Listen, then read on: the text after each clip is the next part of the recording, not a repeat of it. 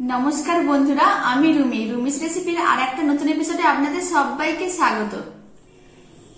আজ আমি ছোলার ডাল দিয়ে একেবারে অন্য ধরনের একটা পরোটা বানিয়েছি। আর এই পরোটাতে কোনো পুর ভরার ঝামেলা নেই আর খুব সহজে যে কেউ বানাতে পারবে। আর এই পরোটাটা কিন্তু ভীষণ নরম তুলতুলে হয়। আমি তোমাদের একবার দেখাচ্ছি, তোমরা দেখো পরোটাটা কত নরম তুলতুলে। তোমরা কিন্তু অবশ্যই এই পরোটার রেসিপিটা একবার বাড়িতে ট্রাই করে দেখো, এটা সবার খুব ভালো লাগবে খেতে। আর ভিডিওটা তোমরা শেষ পর্যন্ত দেখতে থাকো, আর ভালো লাগলে লাইক শেয়ার সাবস্ক্রাইব করতে কিন্তু একেবারেই ভুলবে না। পাশে থাকা বেল আইকনটি অবশ্যই প্রেস করে নেবে নতুন ভিডিওর আপডেট সবার আগে পাওয়ার জন্য। তো চলো এবার পরোটাটা বানানো শুরু করা যাক।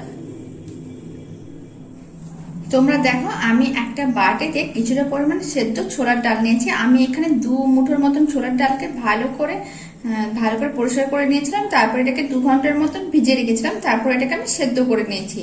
এবার আমি এই ছোলার ডালটাকে ভালো করে পেস্ট করে নিচ্ছি। আর এটাতে নুন দেওয়া নেই, আমি এমনি জাস্ট পেস্ট করছি। তো চলো এবার আমি পেস্ট করে নিয়ে তারপর তোমাদের দেখাচ্ছি। এবার আমি একটি মিক্সির জার নিয়ে নিয়েছি আর সেদ্ধ ছোলার ডালটা দিয়ে দিচ্ছি। এবার এটাকে আমি ভালো করে পেস্ট করে নিচ্ছি। তোমরা দেখো আমি ছোলার ডালটাকে ভালো করে পেস্ট করে নিয়েছি। এবার আমি এটাকে মিক্সিং বলে নিয়ে নিচ্ছি। এখন তোমরা দেখতেই পাচ্ছ যে সেদ্ধ ছোলার ডাল বাটাটাকে আমি একটা মিক্সিং বলে নিয়ে নিয়েছি। এবার আমি ময়দা মেখে নেব। এবার আমি ময়দাটা মাখার জন্য এরকম একটি পাত্র নিয়ে নিয়েছি স্টিলের। এবার আমি একটা মেজারিং কাপ নিয়ে নিয়েছি। এবার মেজারিং কাপের আমি 1.5 কাপ ময়দা নিয়ে নিচ্ছি।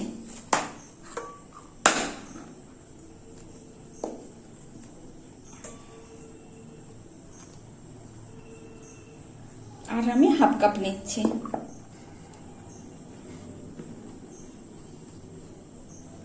এখন আমি ময়দার মধ্যে দিয়ে দিচ্ছি স্বাদ মতন নুন আর দিচ্ছি স্বাদ মতন চিনি। এখানে আমি একটু চিনি 1 চামচ দিচ্ছি, কারণ এই পরোটাটা একটু মিষ্টি হলে খেতে ভালো লাগে। আর আমি দিয়ে দিচ্ছি একেবারে সামান্য পরিমাণ আদা।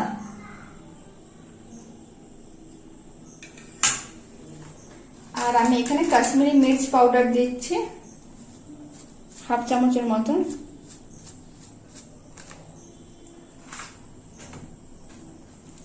আর আমি এখানে দিচ্ছি তড়কা মশলা। তোমাদের কাছে তড়কা মশলা না থাকলে তোমরা এমনি গরম মশলাও দিতে পারো। তড়কা মশলার সেন্টটা কিন্তু খুব ভালো হয় এই পরোটাতে। যে কোনো ডাল জাতীয় জিনিসে তড়কা মশলা দিলে টেস্ট কিন্তু অনেক বেশি হয়। এবার আমি ময়দার মধ্যে দিয়ে দিচ্ছি 4 চামচ সাদা তেল।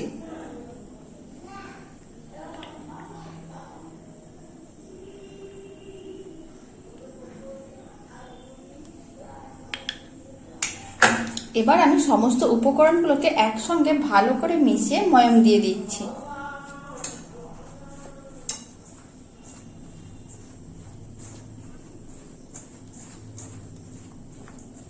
ময়ামটা আমি 3 থেকে 4 মিনিট দেবো, তাতে ময়দাটা ভালো করে ময়ামও দেওয়া হয়ে যাবে আর পরোটাগুলো অনেক নরম হবে। তোমরা দেখো ময়দাটা আমি ভালো করে ময়াম দিয়েছি। এইভাবে ময়দাটা যখন আমি মুঠো করছি মুঠো হয়ে যাচ্ছে, আবার একটু প্রেস করলে বালির মতন ভেঙে যাচ্ছে। এইভাবে ময়াম দেওয়া হলে ময়দাটা। এবার আমি যে ছোলার ডালটাকে পেস্ট করে রেখেছিলাম সেটা ময়দার মধ্যে দিচ্ছি অল্প অল্প করে।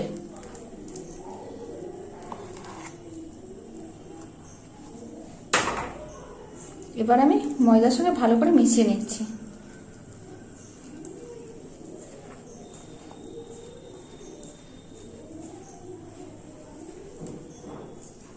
এবার আমি আবারও কিছুটা পরিমাণ ছোলার ডাল নিয়ে নিচ্ছি। আমার মনে হচ্ছে যে পুরো ছোলার ডালটা নিলে হবে, তো আমি পুরো ছোলার ডালটা নিয়ে নিচ্ছি ময়দা মাখার জন্য।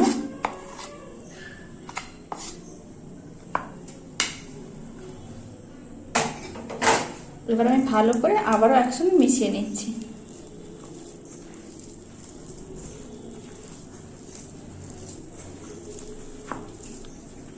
এতে আলাদা করে জল দিতে হবে না, কিন্তু এইভাবে মেশাতে থাকলে ময়দাটা কিন্তু ভালোভাবে ছোলা ডালের সঙ্গে মিশে যাবে আর একটা ডোতে পরিণত হয়ে যাবে। তোমরা দেখো ডোটা কিন্তু রেডি হয়ে গেছে। আর এই ডোটা মাখার সময় আমি কোনো রকম জল ব্যবহার করিনি, ছোলার ডাল বাটাটা দিয়ে আমি পুরো ময়দাটা মেখে একটা ডো করে নিয়েছি। এইভাবে একবার তোমরা পরোটাটা বানিয়ে দেখো, সত্যি খেতে খুব ভালো লাগে। আর এটা যেহেতু নিরামিষ, কোনো দিনও দেখার দরকার নেই, যে কোনো দিনই বানিয়ে ফেলতে পারবে। এবার আমি এর মধ্যে দিয়ে দিচ্ছি কেটে রাখা, ছোট ছোট টুকরো করে কেটে রাখা ধনেপাতা।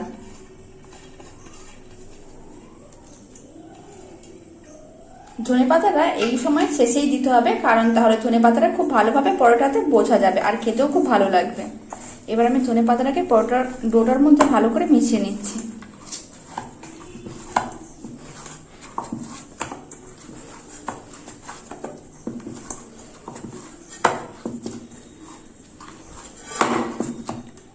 ধনেপাতাগুলো আমি ডোয়ের সঙ্গে ভালো করে মিশিয়ে নিয়েছি, আর এটা রাখারও কোনো দরকার নেই। এবার আমি এর থেকে ছোট ছোট লেচি কেটে নিচ্ছি। এটা এমনিতেই পরোটাটা এত নরম হয়, এটাকে আর 10-20 মিনিট কোনো রাখার দরকার নেই, এমনি তোমরা সঙ্গে সঙ্গে পরোটাটা বানিয়ে নিতে পারো। তো চলো এবার আমি লেচিগুলো কেটে নিচ্ছি। আমি এরকম সাইজের লেচিগুলো কেটে নিচ্ছি।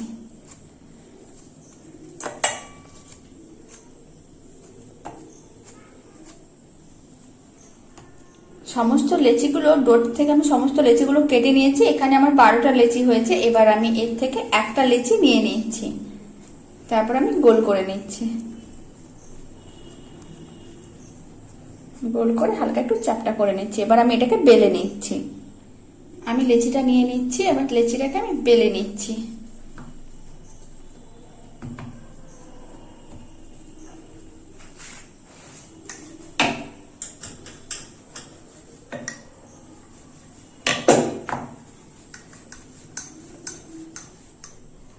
তোমরা দেখো আমি এইভাবে বেলে নিয়েছি পরোটাটা। খুব বেশি মোটা রাখিনি, আবার খুব বেশি পাতলাও না, মিডিয়াম রেখেছি। এবার আমি তোমাদের আর একটা পরোটা বানিয়ে দেখাচ্ছি। প্রথমে এইভাবে ময়দাতে আমি ভালো করে কোট করে নিচ্ছি। এবার আমি এটাকে পাতলা করে বেলে নিচ্ছি।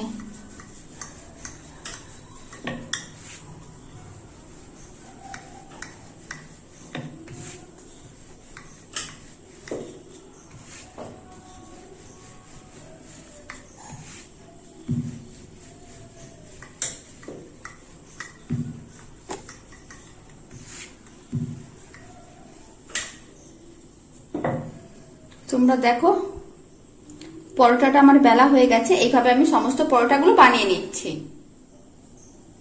তোমরা দেখো আমি সমস্ত পরোটাগুলোকে বেলে নিয়েছি।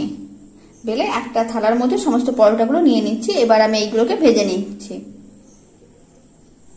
এখন আমি একটি তাওয়াকে গ্যাসের উপরে বসিয়ে দিয়েছি, আর তাওয়াটাকে আমি হালকা গরম করে নিয়েছি। এবার আমি পরোটাটা দিয়ে দিচ্ছি। প্রথমে আমি পরোটাকে শুকনো খোলায় একটু দুদিক ভেজে নিচ্ছি।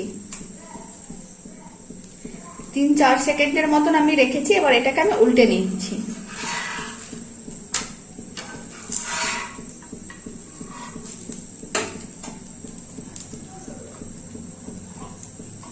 এবার আমি পরোটার উপরে দিয়ে দিচ্ছি ঘি। আমি এটাকে ঘি দিয়ে ভাজছি। তোমরা যে কোনো তেল দিয়েও ভাজতে পারো, আর নাহলে ঘি দিয়েও ভাজতে পারো। ঘি দিয়ে ভাজলে টেস্টটা অনেকটা বেশি হয়। এবার আমি উল্টে নিলাম।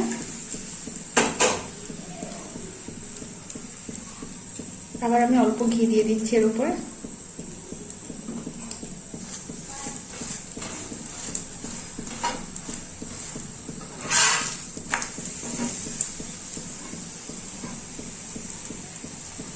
এইভাবে একটু চেপে চেপে আমি ভেজে নিচ্ছি।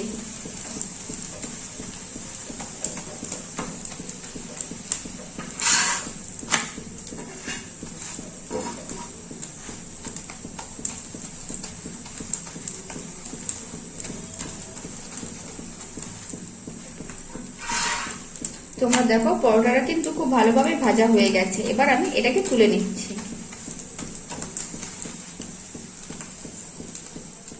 এবার আমি তোমাদের আর একটা পরোটা ভেজে দেখাচ্ছি। ঠিক একইভাবে আমি একটি পরোটাকে তাওয়ার উপরে দিয়ে দিলাম। এবার জাস্ট 3-4 সেকেন্ডের মতন আমি রাখছি এটাকে। এবার আমি এটাকে উল্টে নিচ্ছি।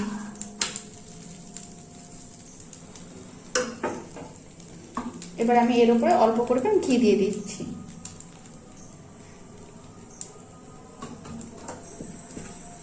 তারপরে ঘিটাকে পরোটার উপরে ভালো করে ছড়িয়ে দিচ্ছি। এবার আমি পরোটাটাকে উল্টে নিচ্ছি। এবার এই দিকেও আমি সামান্য পরিমাণ ঘি দিয়ে দিচ্ছি।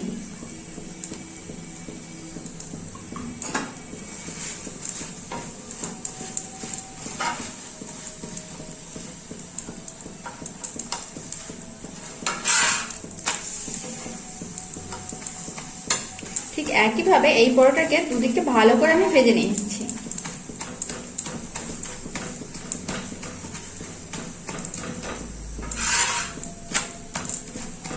পরোটাটা ভাজা হয়ে গেছে, এবার এটাকে আমি তুলে নিচ্ছি। এইভাবে আমি সমস্ত পরোটাগুলো ভেজে নিচ্ছি। সমস্ত পরোটাগুলো আমি ভেজে নিয়েছি, তোমরা যে দেখো। আর এই পরোটাগুলো কিন্তু ভীষণ নরম তুলতুলে। আমি তোমাদের একটা দেখাচ্ছি, তোমরা দেখো। এই যে দেখো, একেবারে নরম।